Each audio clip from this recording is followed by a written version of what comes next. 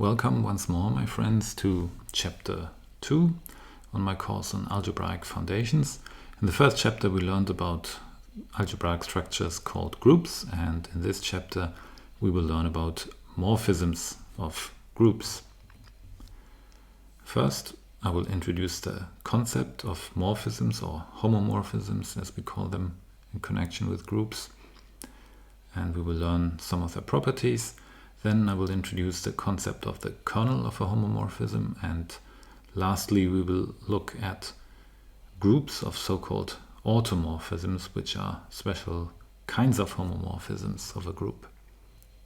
So far we've gotten to know groups as algebraic structures, which were sets that had an operation on them, and with this operation we could connect two elements of this group together to give us a third element of the group.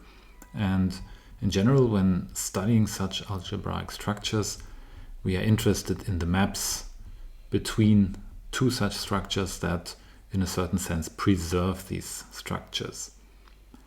Such maps are referred to as morphisms or homomorphisms, which stems from the Greek words homos for similar or equal and morphe for shape or form. So these are maps that produce similar forms, similar shapes.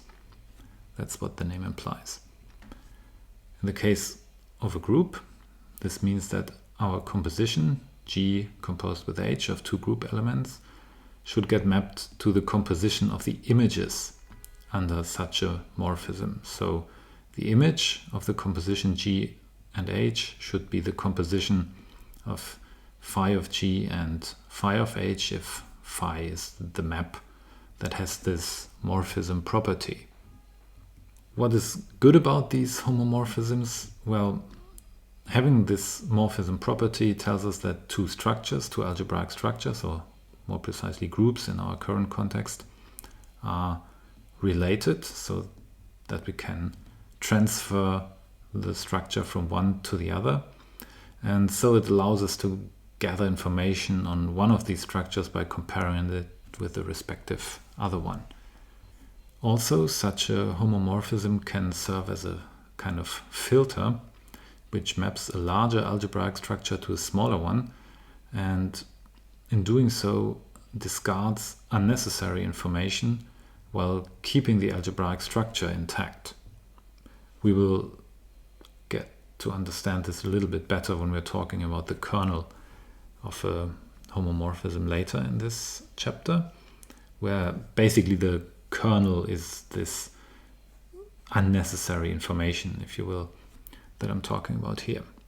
And if we have a bijective morphism between two algebraic structures, then it allows us to consider two structures that at first glance might seem completely distinct as actually being one and the same structure.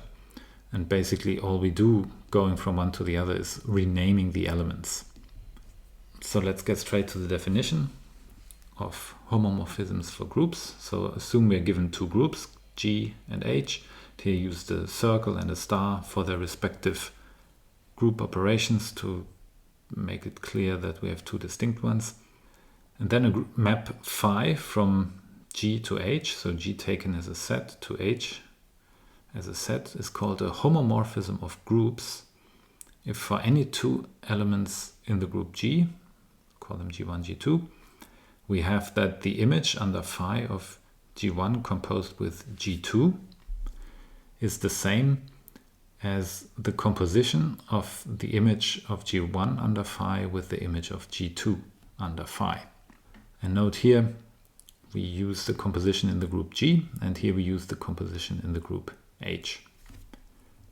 And this is illustrated by this image here. So this should represent the group G, this should represent the group H. We have two elements, G1 and G2. And this here means that we compose them with a group composition in G to get some third element, G1, composed with G2. And then we can map them individually using our map phi to some elements in the group H, phi of G1 and phi of G2. And of course, these two elements in the group H we can also compose using the composition in H, and we get a third element in the group H. And now this is a homomorphism if we do actually have this blue arrow here.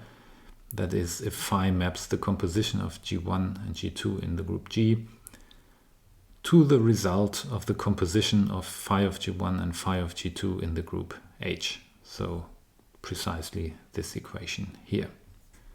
And we'll introduce some more terminology, but first let me recall some terminology from set theory. So assume that f from x to y is a map between two sets x and y. So now we don't assume that there's any group structure, we just take x and y to be some sets.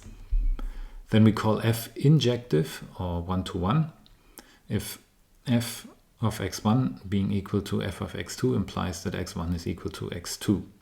So in other words, that every element in the image of f has precisely one element in its pre-image. And no two distinct elements can get mapped to the same element under f.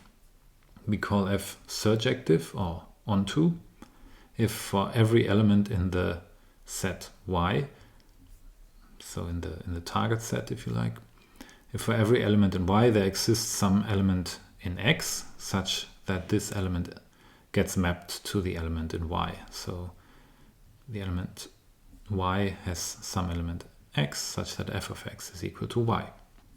And we call a map between sets bijective if it has both of these properties, so if it's injective and surjective. And we have seen in my course on the introduction to mathematics that f is bijective if and only if it is invertible, that is, if an inverse map from y to x exists, which we usually call f to the power of -1 or simply f inverse, and this reverses the action of the map f. So if we compose f with its inverse map, we simply get the identity on the set x, or if we compose the other way around, the inverse map of f with f itself, then we get the identity on the set y. So this means that f is invertible. Now, using these terms here, we make a few more definitions for group homomorphisms. So again, let phi from the group G to the group H be a homomorphism of groups. Then phi is called an epimorphism if phi is surjective, which comes from the Greek word epi for onto or upon. We call phi a monomorphism if it's injective, from the Greek monos for only. We call phi an isomorphism if phi is bijective, so if it's both an epi and a monomorphism. And this comes from the Greek word isos for equal or the same. And if we actually have two groups, G and H, where we have an isomorphism between them, then we say G and H are isomorphic, and we use this notation here. This equality sign with a tilde over it should indicate that two groups, G and H, are isomorphic. And we call a homomorphism of groups an endomorphism if the input group G and the output group H are actually identical. So if it's a homomorphism from G to itself. And if it's an endomorphism and an isomorphism, then we call the homomorphism an automorphism of G. So an automorphism is a special kind of isomorphism where the input and output group are the same. And yeah, the last three terms are very widely used. The first two are maybe not so common, but the last three are everyday terminology in group theory. Now that we know what homomorphisms are, let's explore some of their basic properties. So again, phi from G to H is supposed to be a homomorphism. Then the following hold. Firstly, the neutral element of the group G is mapped to the neutral element of the group H. And I denote them to distinguish them better as EG and EH. So this means phi of EG equals EH. Second property, for every element in the group G, the inverse element is mapped to the inverse of the image of this element. Okay, so phi of G inverse is the same as phi of G inverse. And the third property is that the image of any given subgroup S in the group input group G is a subgroup phi of S in the output group H. Let's prove these. First we prove this one, that the neutral element gets mapped to the neutral element. So for this we pick any element in the group G and then write phi of G, which we can rewrite as phi of G times neutral element, because the neutral element doesn't do anything to G, so we can just write it like this. Then we use the homomorphism property of phi to pull this apart, so we write this as phi of G times phi of G. And now we can cancel phi of G on both sides of this equation here. But phi of G is of course an element in H, so cancelling this away just yields the neutral element in H, and so we see that EH equals phi of EG. For the second part, we're using what we have shown in part 1 already. So EH, the neutral element in H, is the same as phi of EG. Now we can write the neutral element in G as G times G inverse for some element in the group G. We can pull this apart again by virtue of the homomorphism property. So this is phi of G times phi of G inverse. And now we multiply both sides of this equation here from the left by phi of G inverse. So the inverse of the image of G. So we get here phi of G to the power of minus 1, and this cancels out the phi of G here, and so we're left on the right hand side with phi of G inverse. And in this way we see that those two are identical, which proves part 2. For part 3 we will use the subgroup criterion that we learned in chapter 1 of this course. Firstly, of course, the neutral element of G is contained in the subgroup S, and we know from part 1 that EH, the neutral element of H, is the image of EG, and so the neutral element of H is contained in phi of S, so in particular this is not empty. Now, assume we're given two elements, S1, S2, in our subgroup S, then we have S1, S2 inverse is also contained in S because it's a subgroup. And if we look at the product of two elements from the image of S, so two elements in phi of S, let's say phi S1 and phi S2 inverse, we have to show that these are contained in phi of S in order to use the subgroup criterion to conclude that phi of S is a subgroup. So let's use part 2 first to rewrite this as phi S1 times phi of S2 inverse. Now we use the homomorphism property to rewrite this as phi of S1 times S2 inverse, and because S is a subgroup, we know that, as we stated here, this element is contained in S, so this is an element of phi of S. So we have shown that this is contained in phi of S, and together with phi of S not being empty, the subgroup criterion now gives us that phi of S is a subgroup of H. Now here's an exercise for you, which is a bit similar to the previous one. Assume we're given a homomorphism phi from G to H, and suppose T is a subgroup of H. Now we're taking a subgroup here.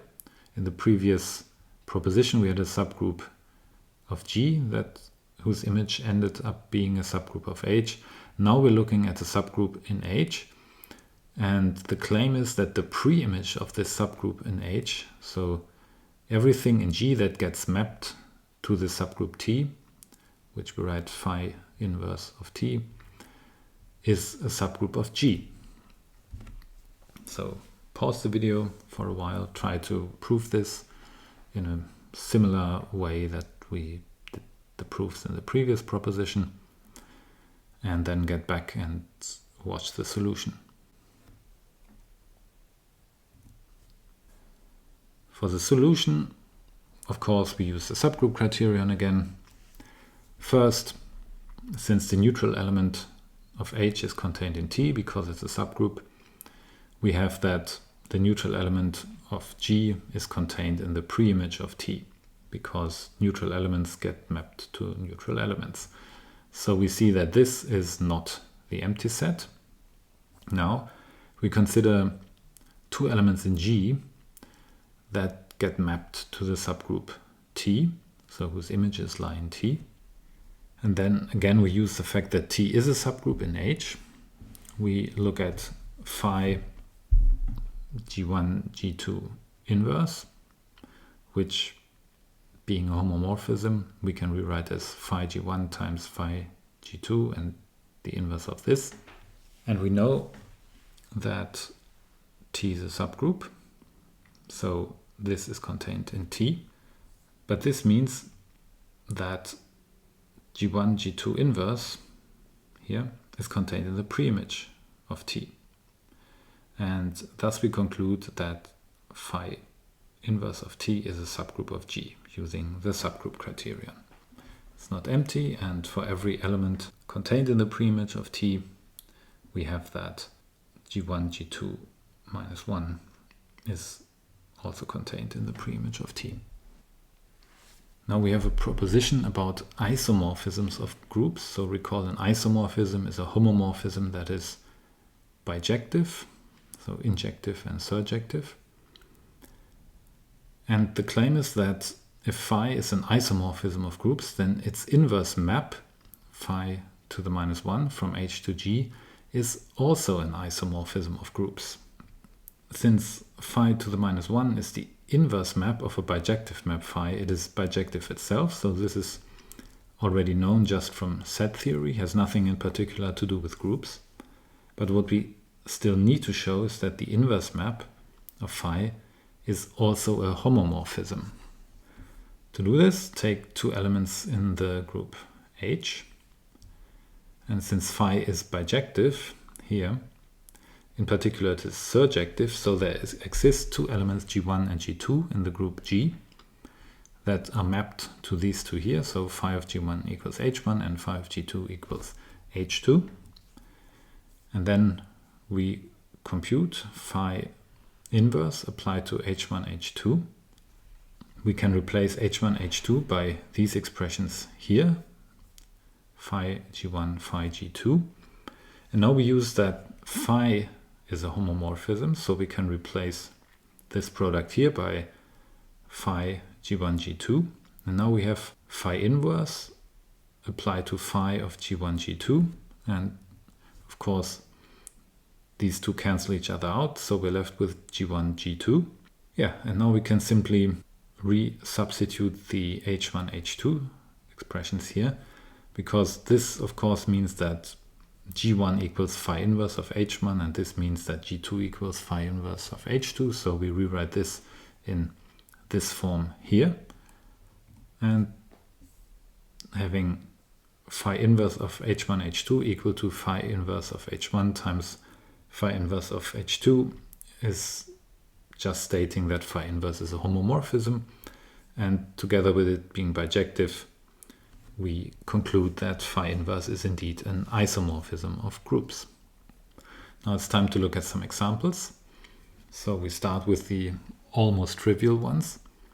If G is any group, then the identity map of G clearly is a homomorphism, and in fact an automorphism because it maps from G to itself.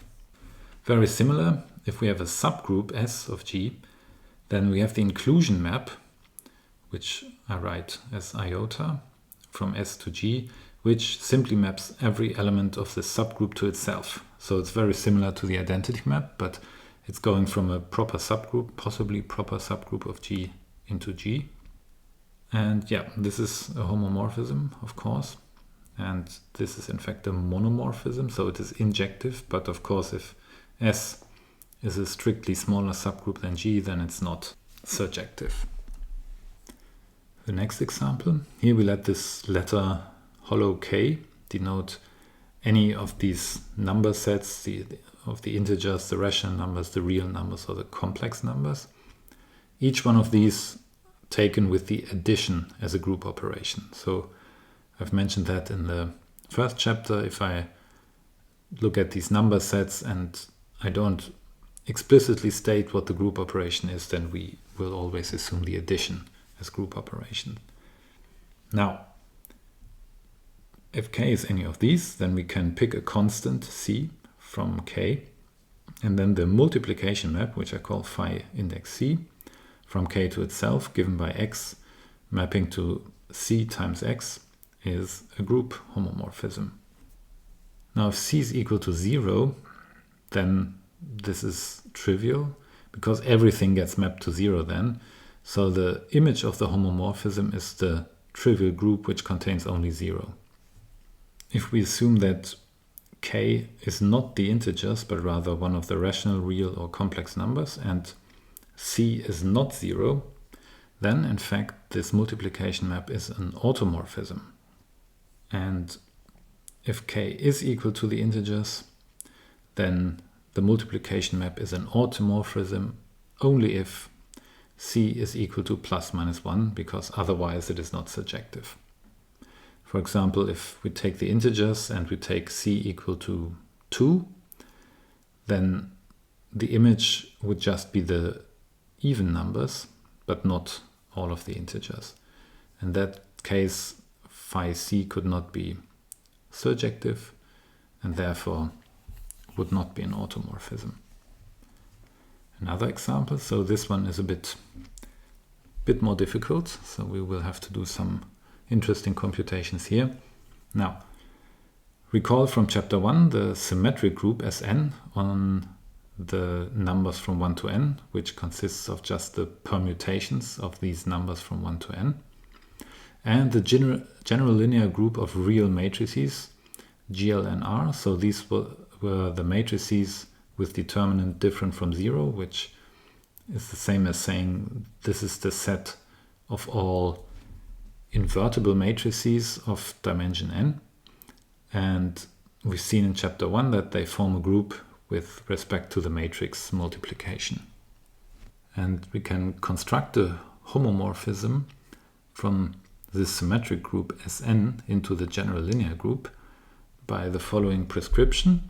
So for each permutation sigma in the symmetric group, we can associate a matrix A index sigma in the general linear group in the way that this matrix should map the ith canonical basis vector, which I call EI, of Rn to the sigma ith canonical basis vector E sigma I.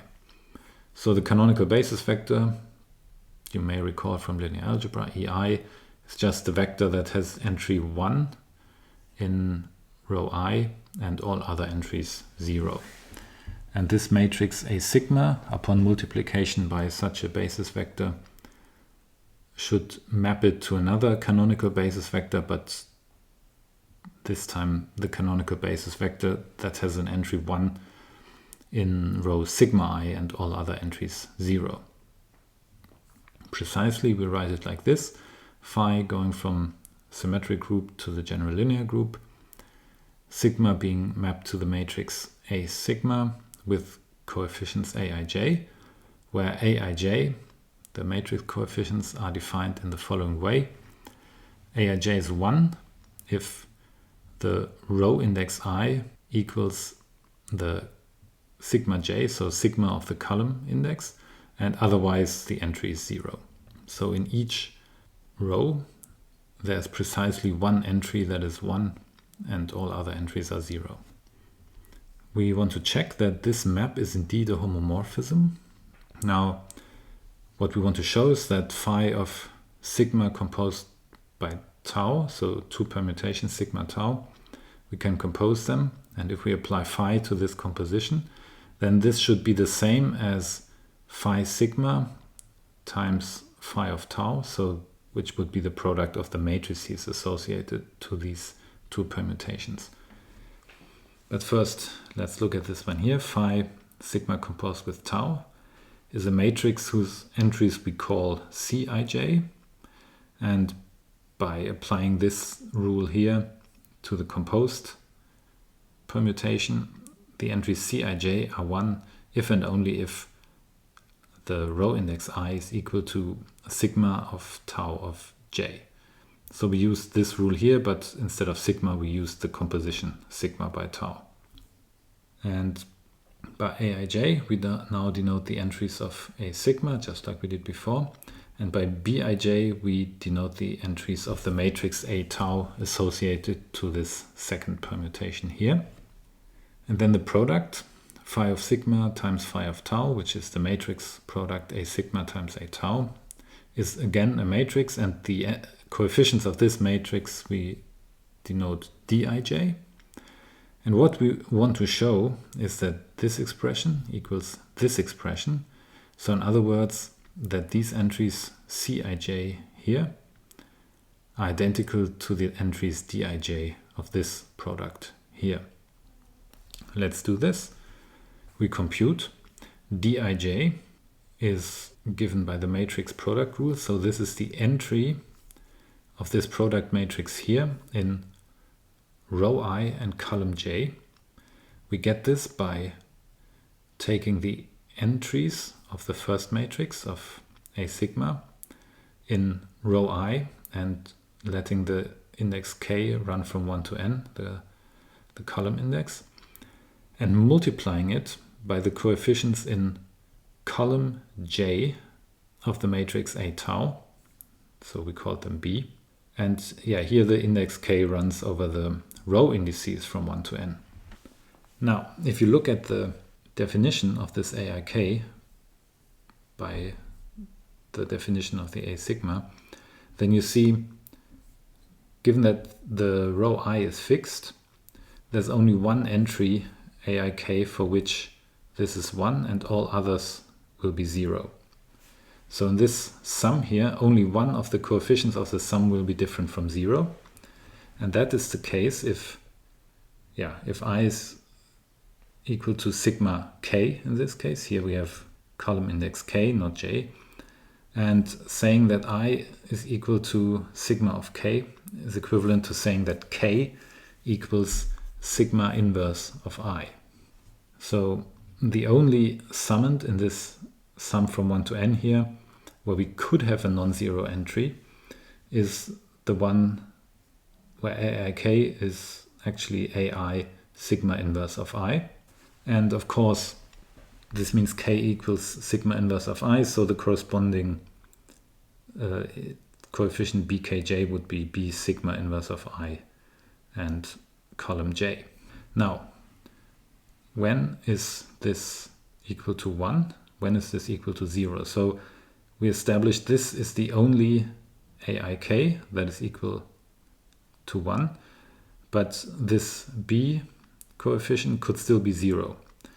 So under which circumstances would this b coefficient here also be 1, so that the whole product would become 1 or otherwise be 0?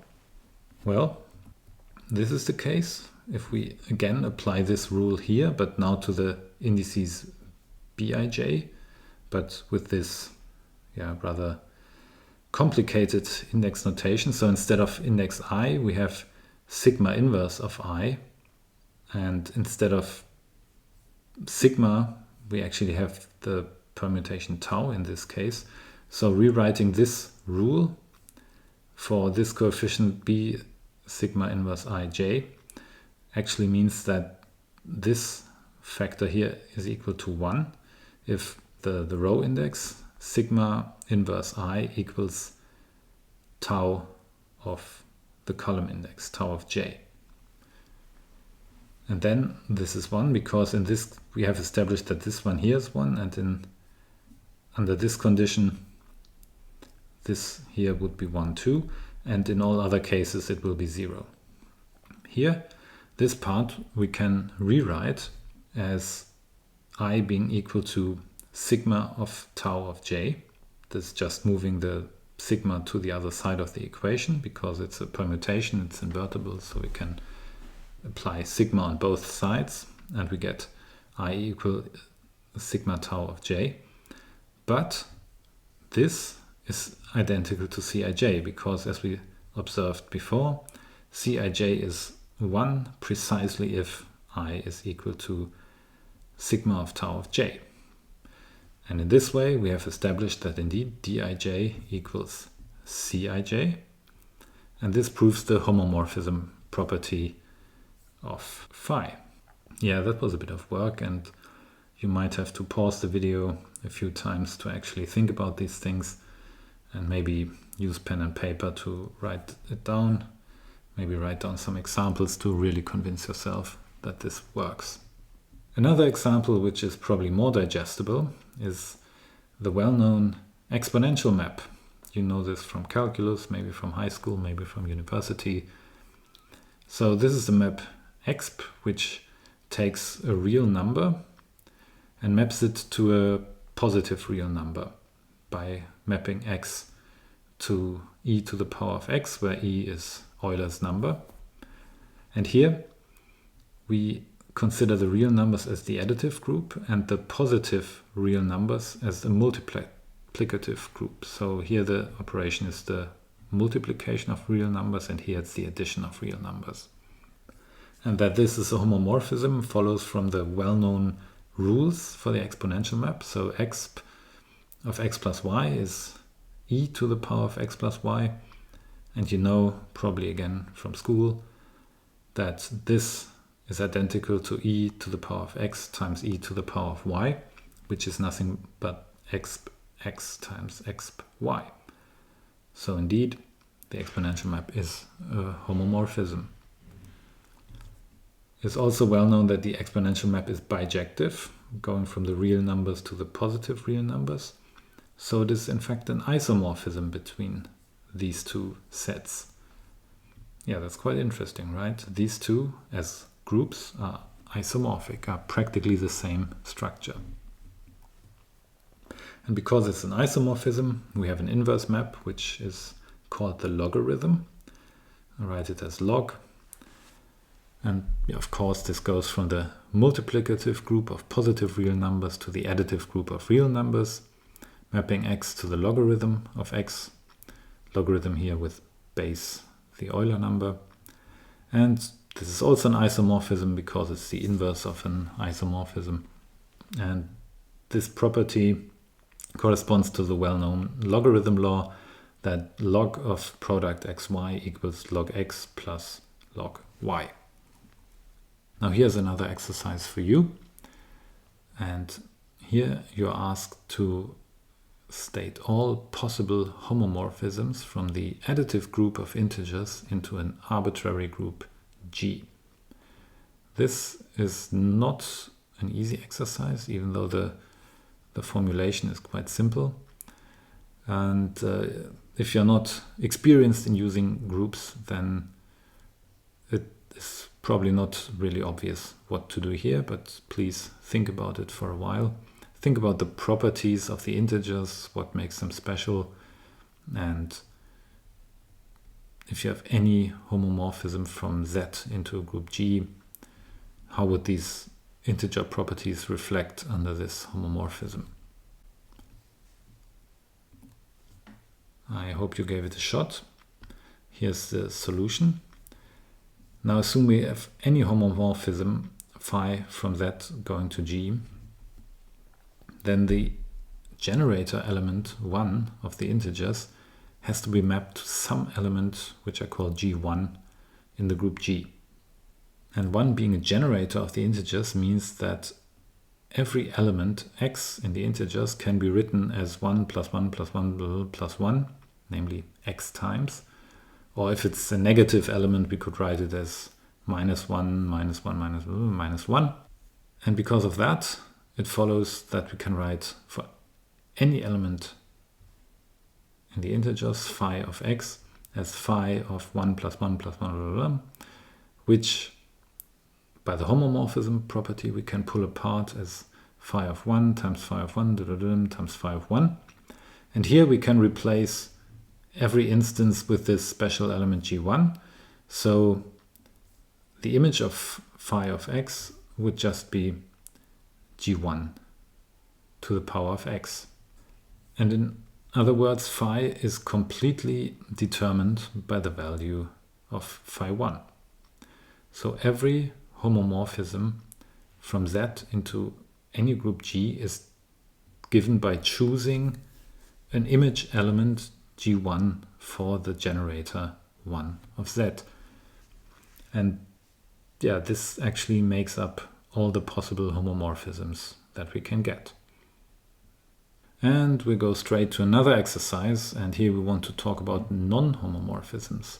So of course there can be maps between groups that are not homomorphisms. And here we have 3 examples, and you are asked to prove in each case that they are not homomorphisms. So look at the properties that a homomorphism should have, and then check if they hold here, and if they don't hold, state why they don't hold. The solution for the first one. Here we have the map phi1 from the real numbers to the real numbers, which maps x to x squared. So this is just the standard parabola. What we have here is that 0, which we can write as 0 squared, is the image of 0 under phi1. So far that's good, because this means that the neutral element gets mapped to the neutral element, but of course we can write 0 as 1 minus 1, so this is 0 equal phi1 of 1 minus 1. But the homomorphism property would now require that this is identical to phi1 of 1 plus phi1 of minus 1. However, because this just squares whatever argument we put into it, this sum here is 1 plus 1, which is 2, and of course this is different from 0, which we would have required for this to be a homomorphism. So this shows that the homomorphism property does not hold for phi1, and that answers the first case. For phi2, we have a map from Rn to Rn, so the n-dimensional vectors with real coefficients to themselves, which takes a vector x, multiplies it by some n by n matrix A, and then adds a non-zero vector b to the result. And because b is non-zero, the image of the zero vector, the neutral element in Rn, is different from 0. Phi2 of 0 is matrix A times 0 vector, which is again the 0 vector, plus b, but b is not 0. So phi2 cannot be a homomorphism. If b had been 0, then this part would drop away, so we just have x to ax. In that case, we would just have a linear map of Rn to itself, and that would indeed have been a group homomorphism. But with this non-zero offset b we have here, it is not a homomorphism anymore. Part 3. Here we have an arbitrary group G and a map phi3 from G to G, which maps any element in G to the product H times G, where H is some fixed element in the group G that is different from the neutral element. And the argument here is basically the same as in part 2. We look at phi3 of the neutral element. This is H times E, which is H, which by assumption is different from E. So phi3 cannot be a homomorphism because it does not map the neutral element to the neutral element. But as we've seen in a proposition before, this is a property that all homomorphisms must have, and if it doesn't have that property, it cannot be a homomorphism. So much for the exercises. Now we get to the next part of this chapter. We talk about the kernel of a group homomorphism. Again, assume that phi from G to H is a homomorphism of groups. Then the kernel of this homomorphism phi is this set here. We denote it by ker phi. Those elements G in the group G that are mapped under phi to the neutral element of H. So phi of G equal to EH. And the kernel is nothing other than the pre-image of the neutral element EH in G. Now there's some very important properties of the kernel of a group homomorphism. So again, phi from G to H is our homomorphism. Then, firstly, the kernel ker phi of this homomorphism is a normal subgroup of G. We call a normal subgroup is a subgroup that is invariant under conjugation by any element of the group G. And the second property is that a homomorphism phi is injective if and only if the kernel of phi consists only of the neutral element e.g. of the group G. So this is indeed a very convenient property to test if some homomorphism is injective. Let's prove these. First we prove the first statement, that the kernel of phi is a normal subgroup. So we know that the neutral element of G is contained in the kernel, so it's not empty.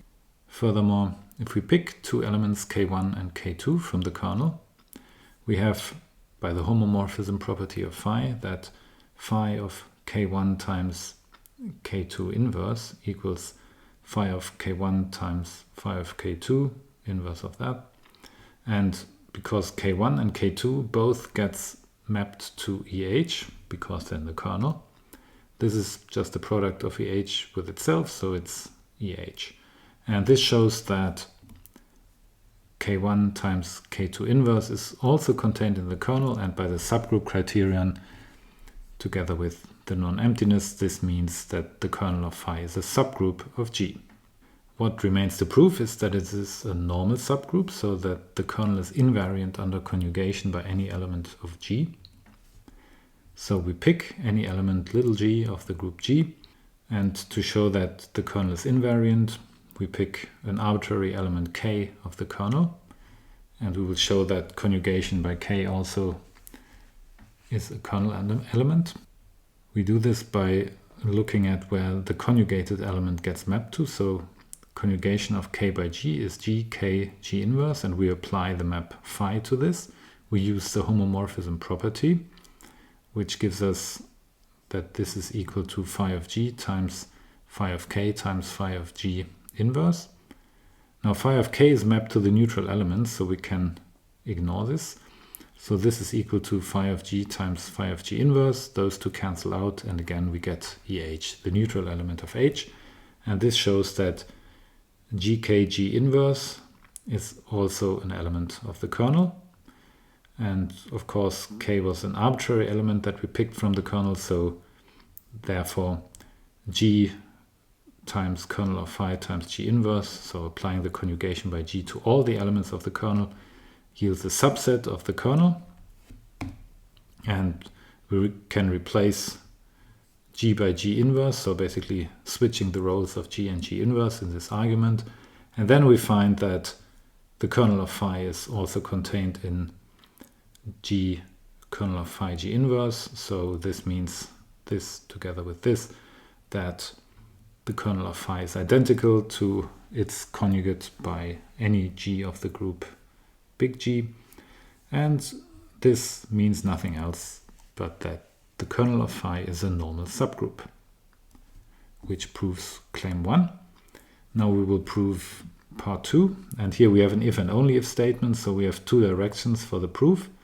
For the first direction, going from this to this, we will assume that phi is injective. So this will be our assumption, and we will want to show this part here. Now, we know that the neutral element of G is contained in the kernel. So by the injectivity of phi, this implies that no other element different from the neutral element can be mapped to EH.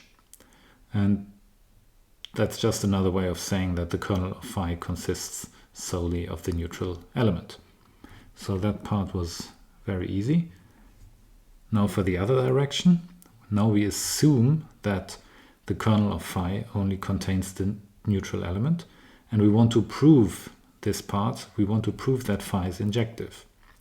To do so, we assume that we have two elements, G1 and G2, that are mapped to the same element in H under phi, and we want to show that G1 and G2 actually have to be identical.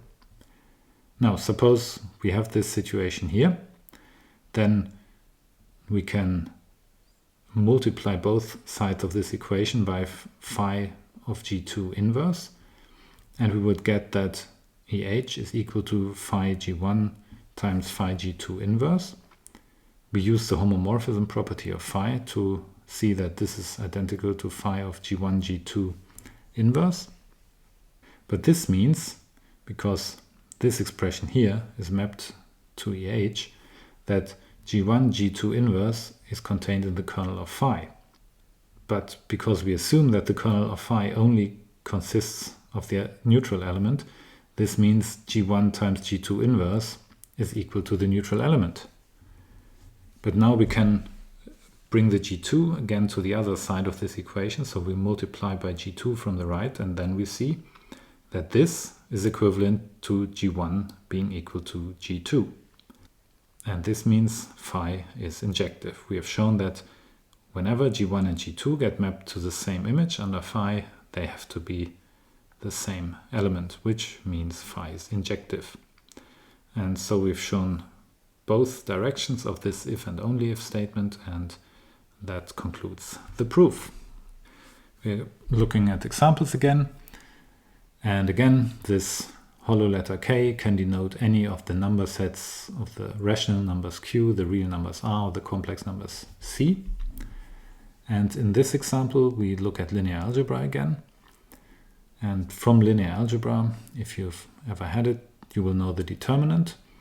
And the determinant is actually a homomorphism of groups, namely going from the general linear groups, the group of invertible matrices, n by n matrices over K, to the multiplicative group of K. So recall from chapter 1, this notation K times with this multiplication symbol here is simply either of these sets here without 0. And as a group operation, we take the multiplication, and we've seen in chapter 1 that in this case, if we drop 0 from this set and use multiplication as the operation, then this is indeed a group. And now the determinant maps an n by n matrix to this multiplicative group of numbers just by taking the matrix, mapping it to its determinant. And you see I'm using this notation little g for matrices here because I want to think of them as group elements. And the fact that this is a homomorphism just comes from the multiplicativity property of the determinant that you will know if you've heard about determinants in linear algebra. This multiplicativity of determinants is simply determinant of G1 times G2 equals determinant of G1 times determinant of G2. The kernel of this determinant homomorphism is precisely the special linear group, namely the subgroup SLNK of GLNK that consists of all the matrices with determinant 1. Because 1 is the neutral element in this multiplicative group here, so the kernel are all the matrices that get mapped to 1 here, and this is just a special linear group that we already encountered in chapter 1. As the kernel is a subgroup of the input group G, we can look at its cosets. Now for simplicity, I use the letter K to denote the kernel of a group homomorphism phi from G to H. So this is not the hollow letter K used before for the number sets, but just an ordinary K. And K is a normal subgroup, as we've just seen before. So its left and right cosets coincide. So GK is the same as KG for all elements in the group G. And this was proved in chapter 1, proposition 32, that for normal subgroups, the left and right cosets coincide. Now proposition 12 states that for two elements, G and G prime of the group G, we have that their cosets, their kernel cosets coincide if and only if they get mapped to the same element under the homomorphism phi. So each coset of the kernel contains precisely those elements that get mapped to the same image in the group H. Again, we have an if and only if statement, so we have to prove two directions.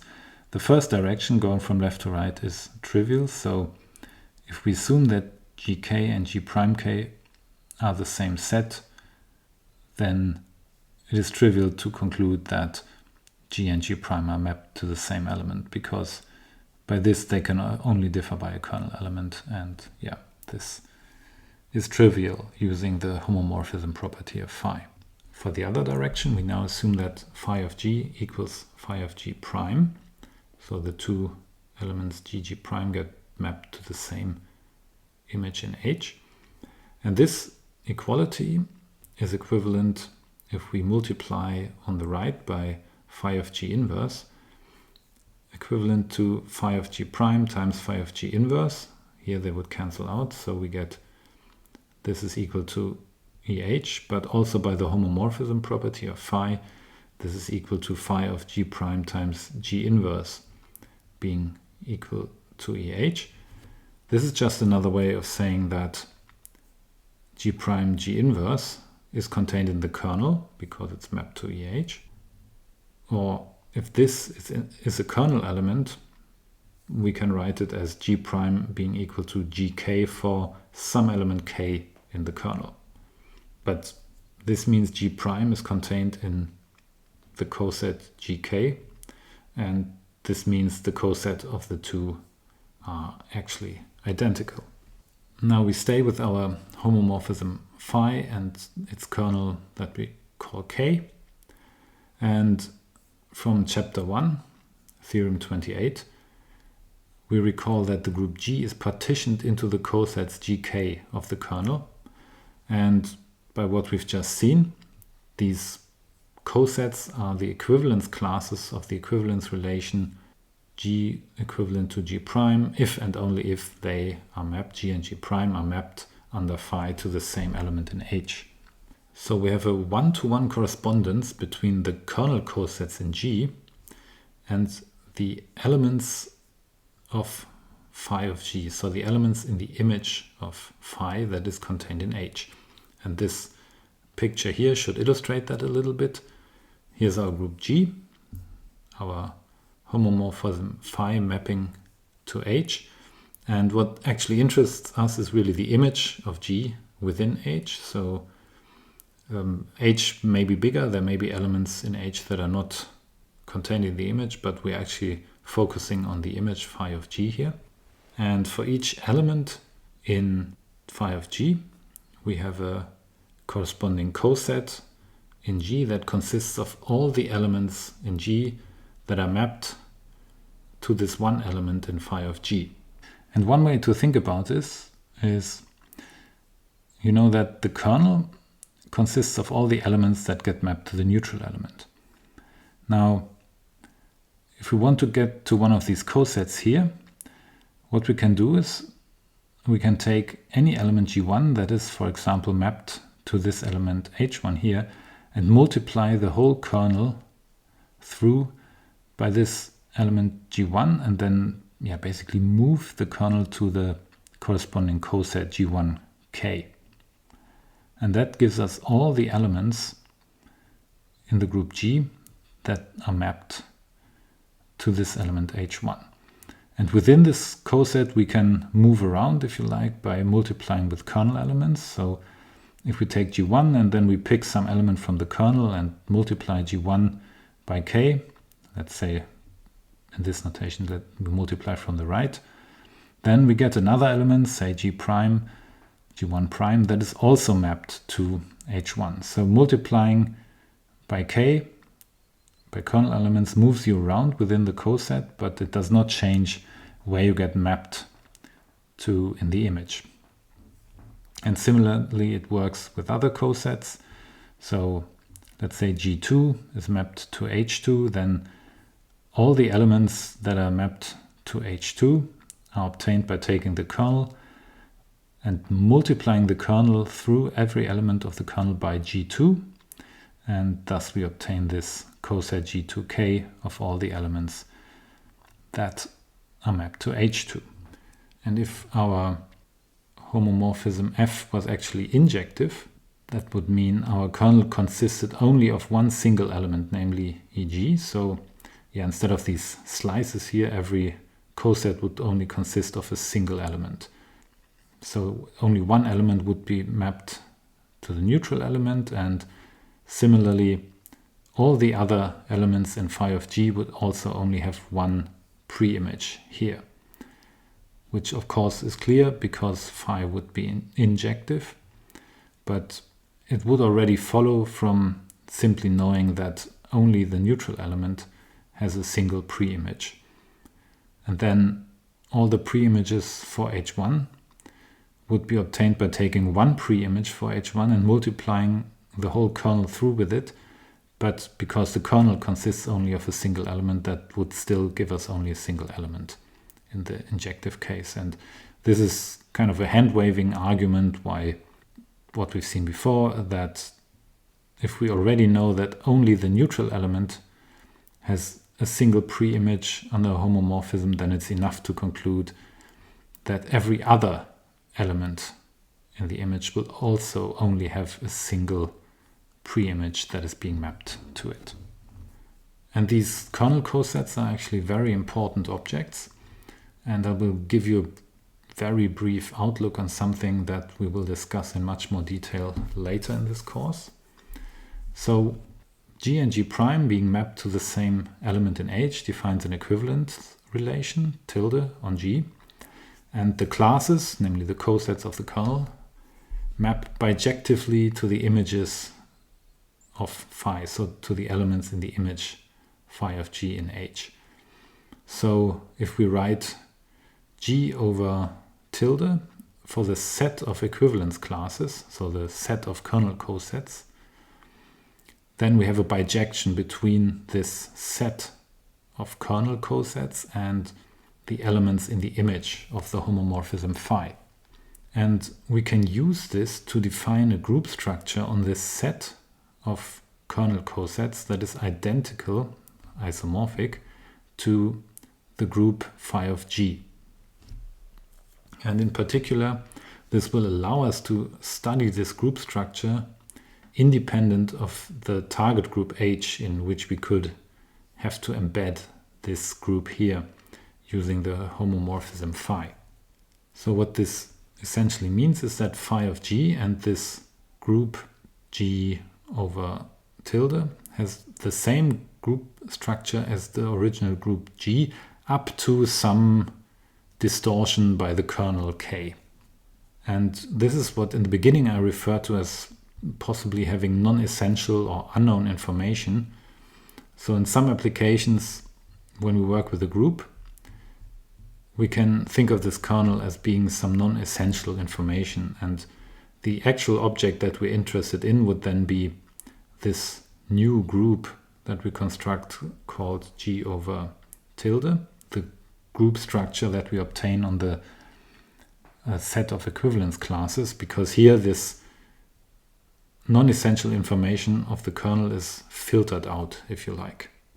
And another point of view is that we could be in a situation where we want to introduce new laws into a given group G, laws of the form that K should be equal to the neutral element, where K would then be some element in a normal subgroup K that we could think of as our kernel. Now, why would we want to do something like that? Why would we just want to identify some element with a neutral element? Well, this is usually this element K would not just be some single element, but it would be a product of certain generators of a group. And in this way, we can write equations of group elements that we wish to hold in our group in this form, and then look at the subgroup K generated by these products of group elements that make up our equation. And then we can actually realize this group structure where these new laws hold by going from G to this group G over tilde, because in this case, G being equivalent to G prime means that G prime is G times K for some element K from this normal subgroup.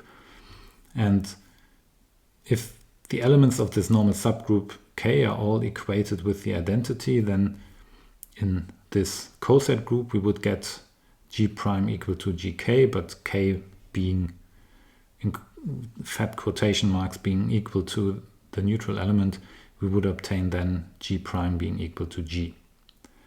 But note that whenever I write something in these quotation marks, you should be aware that it's a bit hand-wavy, and to make this into proper mathematics, we have to do a little bit of work that will not be part of this lecture, but will come up in a later lecture.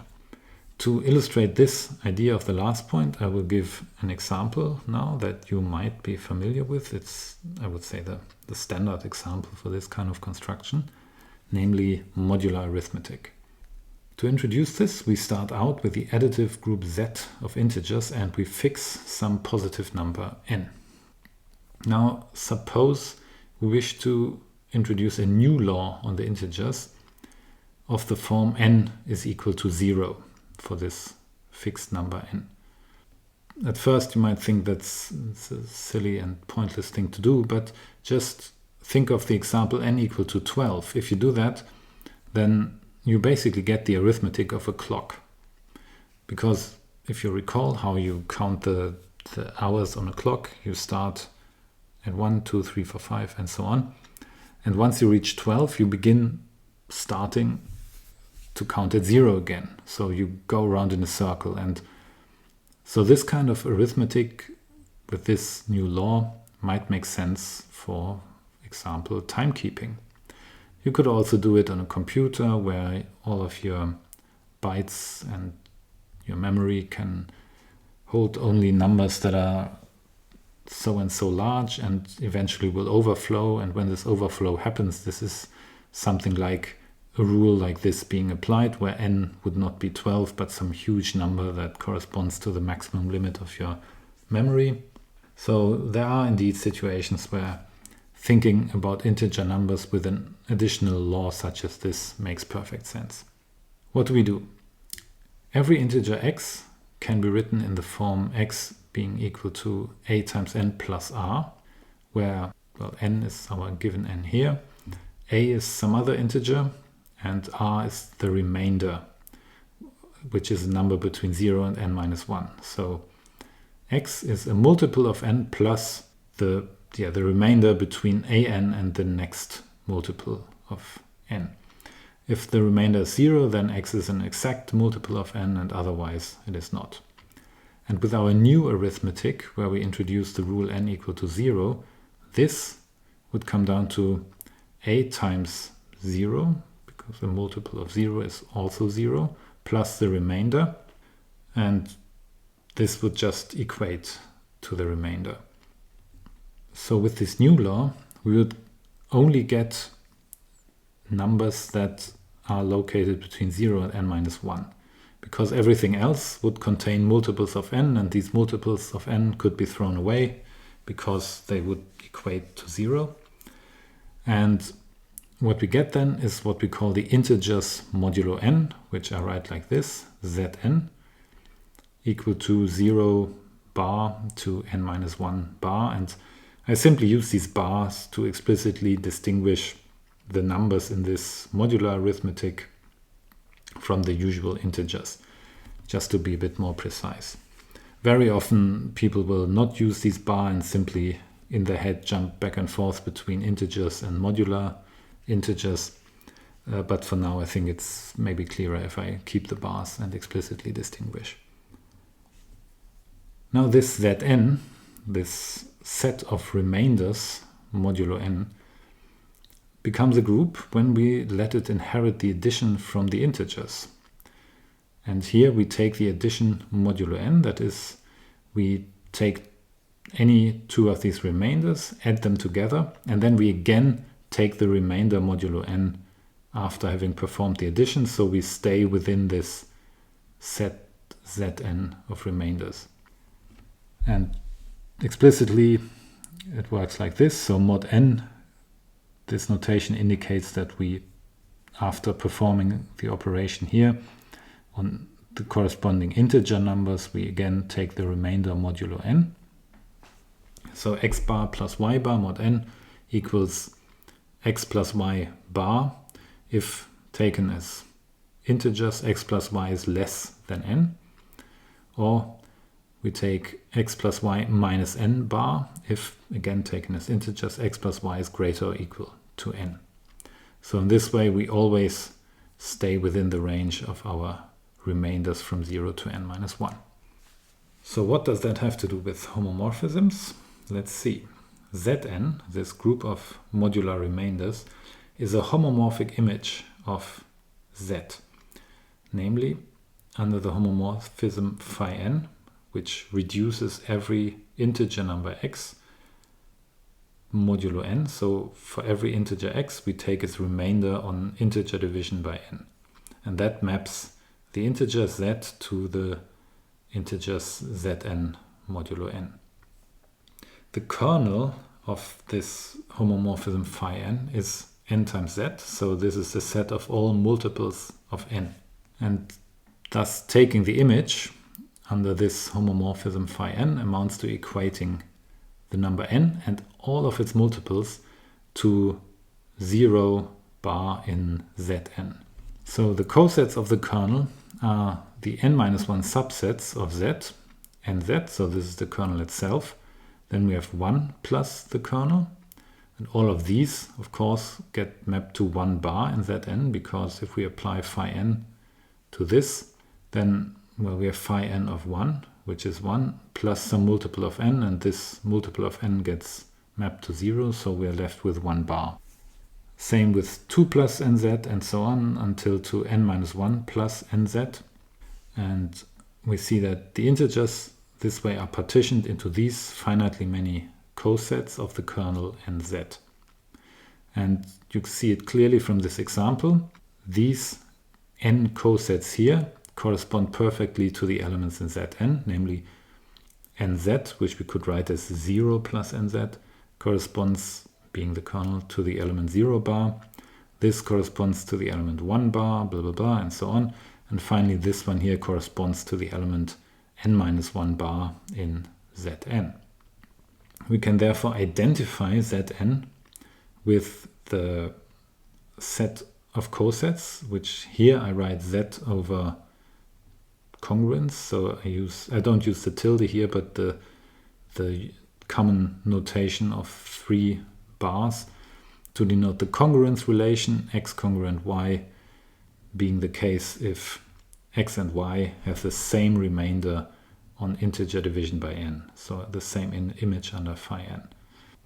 And yeah, what I just said is Zn, this set of modular remainders, can be identified with this set of cosets for this homomorphism here. For another example of kernel cosets, let's look at matrices again. So again, we're looking at the general linear group GLNK and its subgroup SLNK, the special linear group of matrices with determinant 1. And here each coset of SLN corresponds to a level set of the determinant. So S itself, the special linear group, is the kernel of the determinant, so all the elements that get mapped to 1. And if we look at a coset GS, so where G is any matrix in GLNK, then this consists of all the matrices in the group GLN whose determinant is equal to that of G. So the partition of GLN into the cosets of SLN sliced it up into disjoint level sets, and one level set for each possible value of the determinant.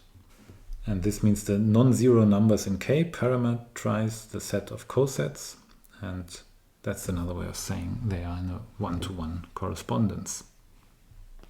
Now we will look at automorphism groups of groups.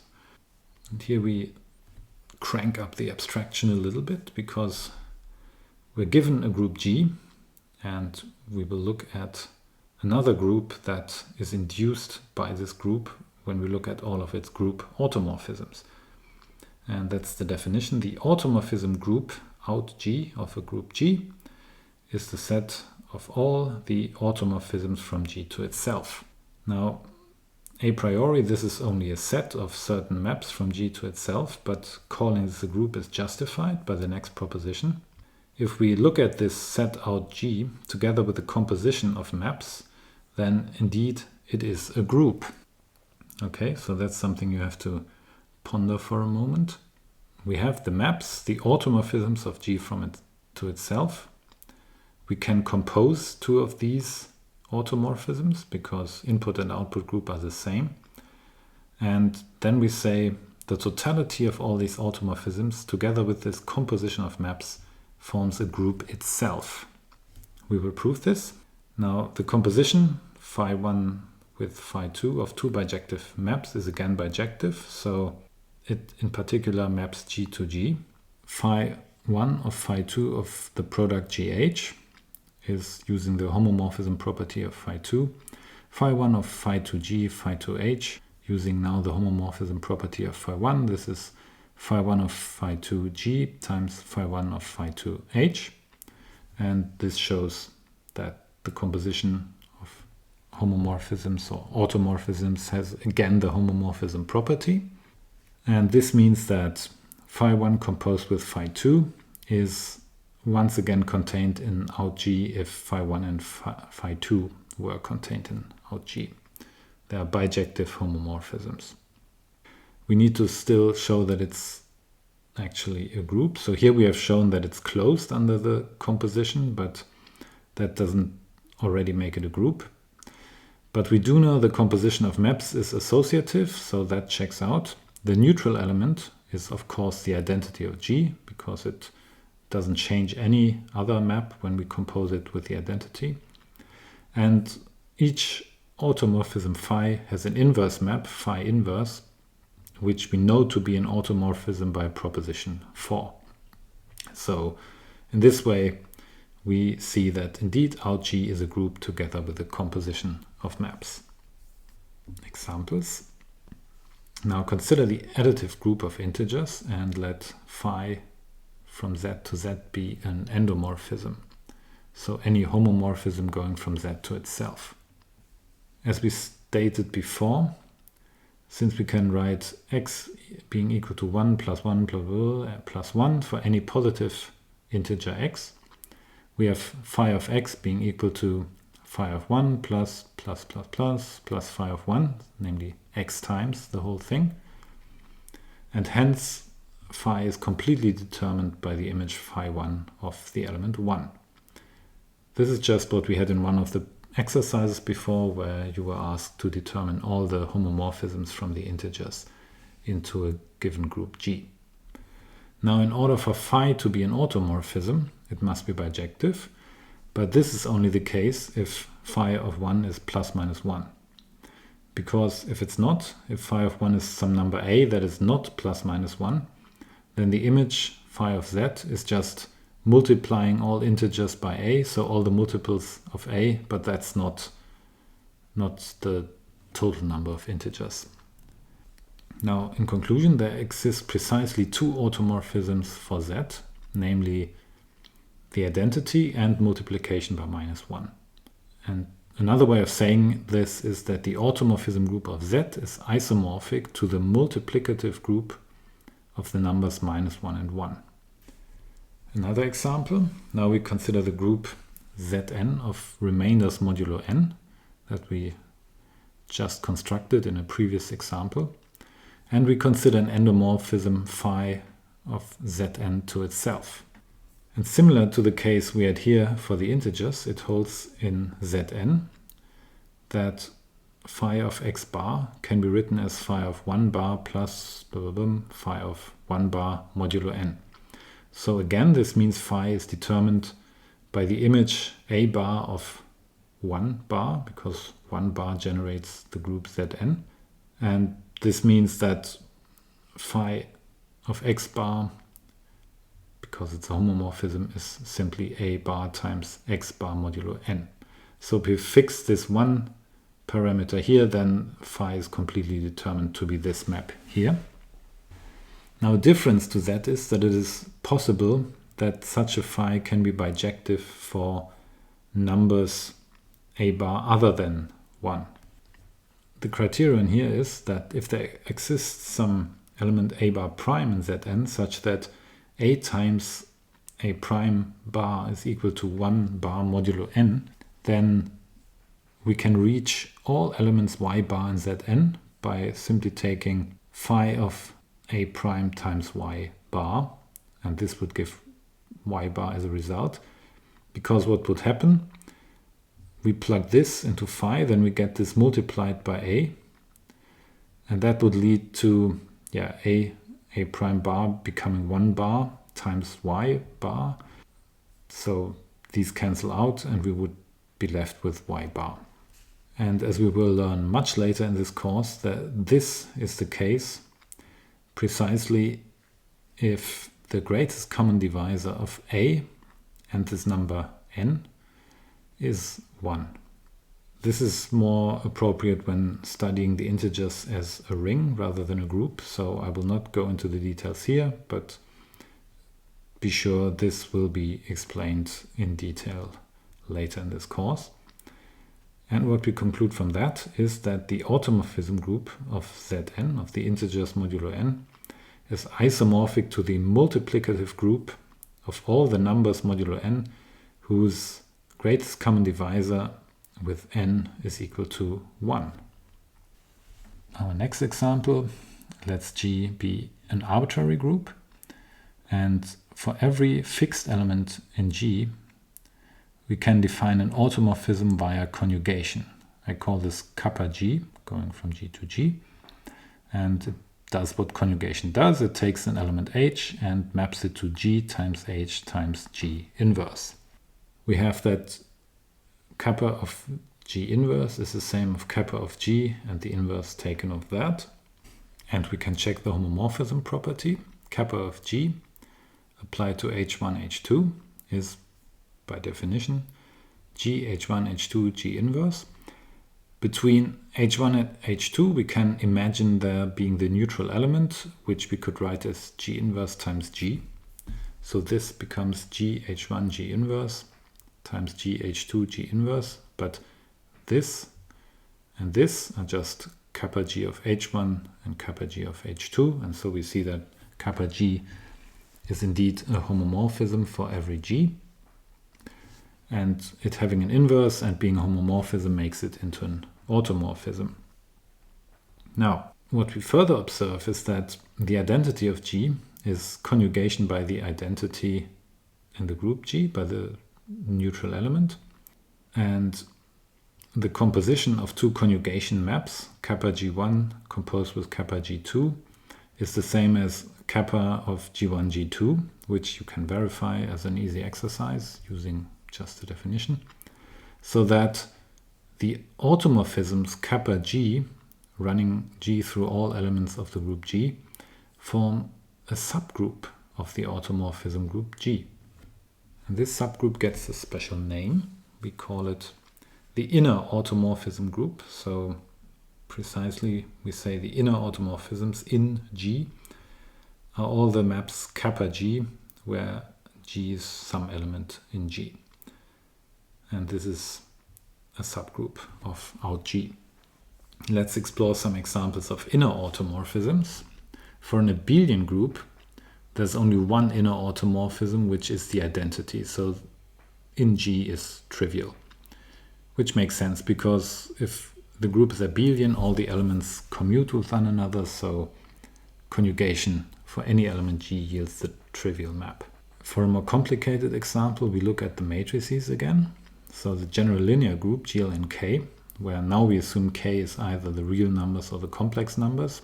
I don't allow the rational numbers in this example, just to keep things simpler. First, I want to give an example of an automorphism of GL and K that is not an inner automorphism. This one I call psi. It's mapping matrices in GL and K to GL and K by taking a matrix G and forming the inverse transpose of G. So this is expressed by this notation here. So what does it mean? the inverse transpose of G is just taking the transpose of G and then taking the inverse of that. And recall, the transpose of a matrix is the matrix you obtain by making the rows of the matrix into its columns and vice versa. So that's what you do here. And then you take the inverse of that. Now clearly, because both taking inverses and transposes are their own inverse maps, we also have that psi is its own inverse map, and in particular having an inverse means psi is bijective. We check that psi is an automorphism. So taking the inverse transpose of a product G1, G2 of two matrices is just by definition taking the transpose of the product and then the inverse of that. Now the transpose of the product of two matrices is the product of the transposed matrices, but in reversed order. So this is G2 transpose times G1 transpose and then the inverse of that. And the same principle holds when taking inverses. So the inverse of the product of two matrices is the product of the inverses in reversed order. But now reversing the order again gives us the original order of G1, G2. So we get G1 transpose inverse times G2 transpose inverse, which is psi of G1 times psi of G2. And this shows that psi is indeed a homomorphism, and because it's bijective, it's an automorphism. So that part is established. We need to show that psi is not inner. That means we cannot write psi as a conjugation for any matrix in GLNK. To prove this, we pick some element in GLNK and show that psi maps it to something that no conjugation would map it to. Namely, we take a multiple lambda in of the identity matrix, so in being the n by n identity matrix, and lambda being some number, well, that's obviously not 0, but also different from plus minus 1. Because we have k either the real or complex numbers, we have numbers that are different from 0 and plus minus 1. So we take such a multiple of the identity matrix and then we apply psi to it. What happens? Psi of lambda in is the inverse transpose of lambda in. Transposing this doesn't have any effect because the identity matrix is symmetric, so we only have entries on the diagonal. That means we take the inverse of lambda in, and that is just lambda inverse, so the inverse of this number lambda times the identity matrix.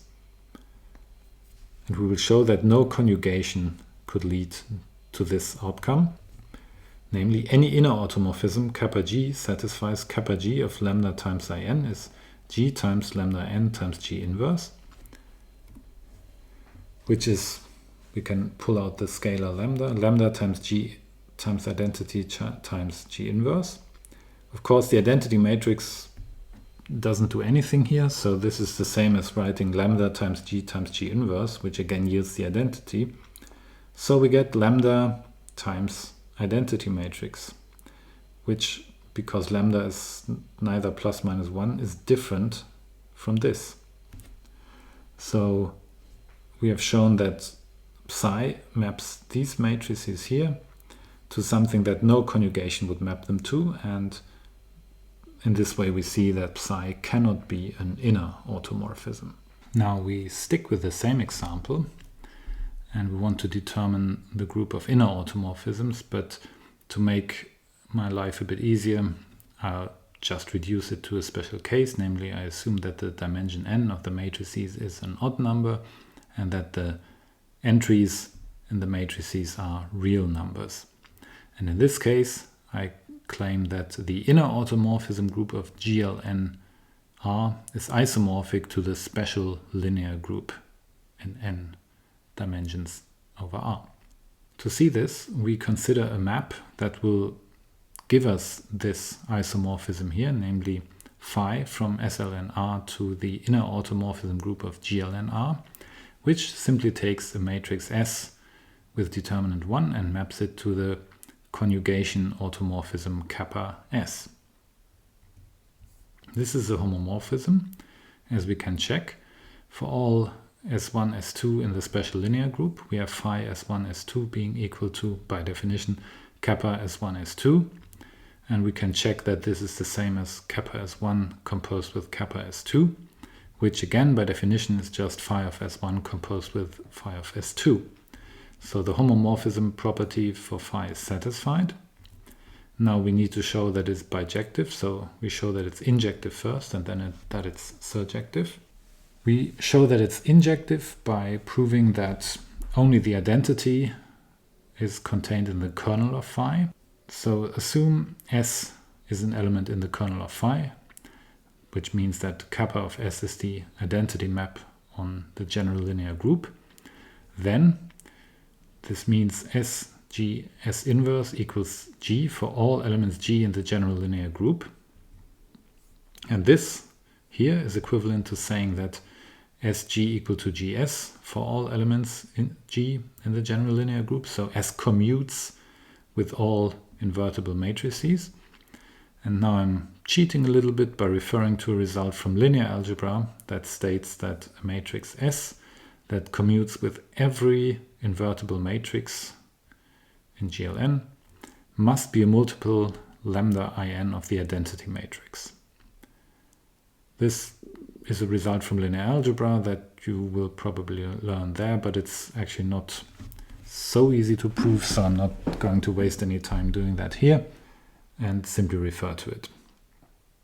In our situation, the only multiple lambda in that is contained in the special linear group is the identity matrix itself. And here we actually use that n is odd, because if n was even, then we would also have minus the identity matrix, and that would make things a bit complicated, and this statement would not be completely true anymore. So in our setting, we have that the kernel of phi is indeed identical to the identity matrix, and this proves that phi is injective. It remains to show that phi is surjective. We observe that for every G in the general linear group, we can write this matrix as G times zeta S for some matrix S with determinant 1, where zeta is an nth root of the determinant of G. And such an nth root exists where again we use that n is an odd number. If, for example, the determinant was negative and n was even, then we could not assume that such an nth root of the determinant of G existed, but because n is odd, we may assume that. And now we just verify that conjugation by G is the same as conjugation by S. So kappa G of H, where H is any element in GLN, is GH G inverse. We write G in this form here. Zeta S H, zeta inverse S inverse. Now the zetas are just scalars, so we can move them around freely, which means they cancel each other out, and we're left with GH G inverse equal to SH S inverse, which is kappa S of H. So for every G, we realize that kappa G can be written as kappa S for a certain element S in the special linear group, and this means that phi of SLNR is indeed surjective, so it's the full inner automorphism group of GLNR. And together with the injectivity and the homomorphism property, we realize that indeed these two are isomorphic groups. Now an exercise for you. Pause the videos for a few minutes and prove the following. The subgroup in G of inner automorphisms is a normal subgroup of the automorphism group.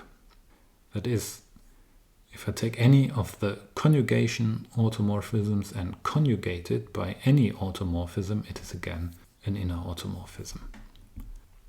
I hope you gave it a try. So here's the solution. What we need to show is that for any automorphism phi and any G in the group G, we have that phi composed with kappa G composed with phi inverse is an inner automorphism. So this can again be written as kappa G prime for some other element G prime in the group G.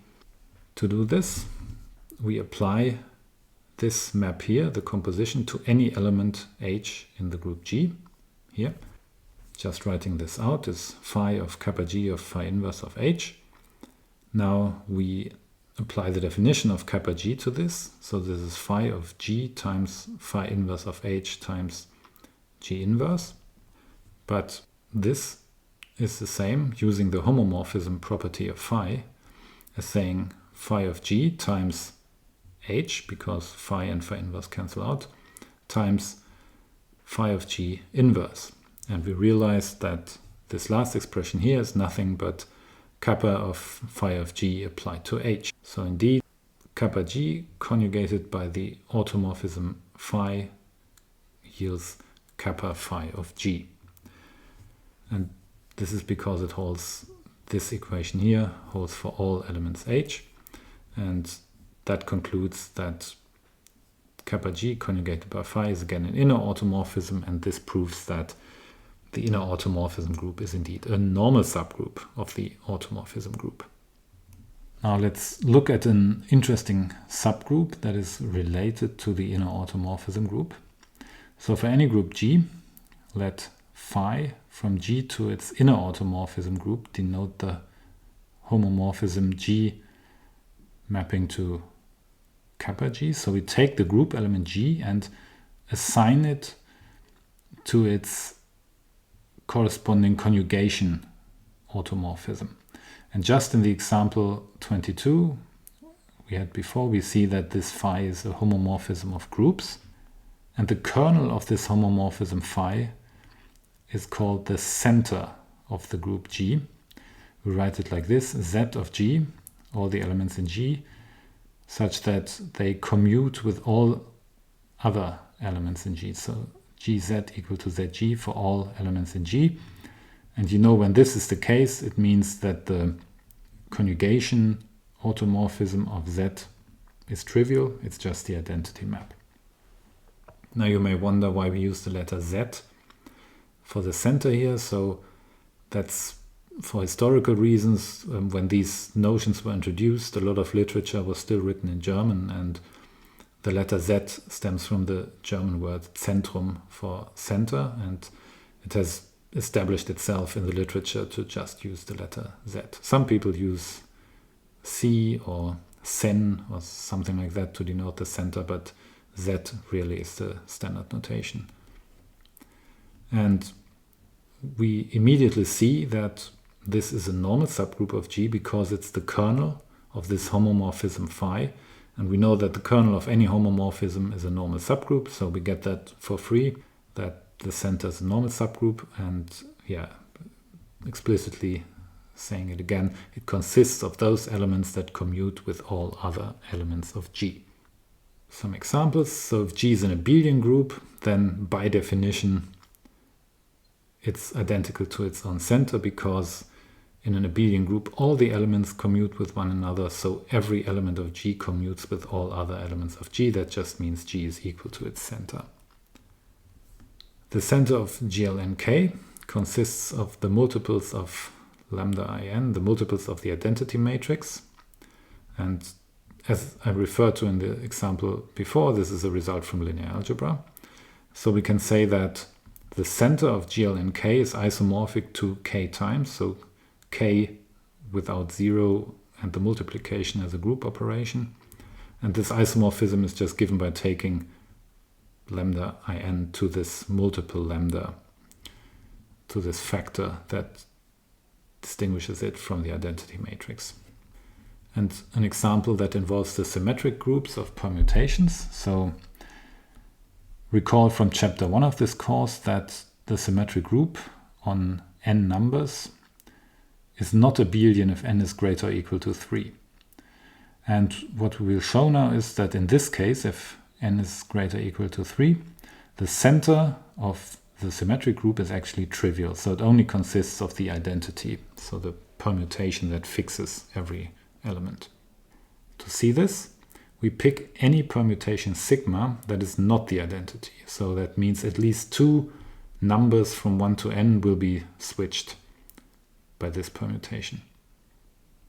Now, since n is greater or equal to 3, and you have to pay close attention now, there exists numbers I, j and k with the following properties. I is not equal to j and I is not equal to k, but we make no assumption about j or k being equal or not equal, but I is different from both of them. And sigma I is equal to j, and again this we can assume this for distinct numbers because sigma is not the identity, and sigma k is not equal to I, and this we may assume because we have at least 3 numbers on which we permute. Okay, think about this carefully, that this is indeed true if n is greater or equal to 3 and sigma is not the identity. And now we find a permutation tau that does not commute with this sigma. And we pick a permutation tau with the following properties. Tau j should be I, and tau of I should be k. And the remaining values of tau can be arbitrary, we don't care about them.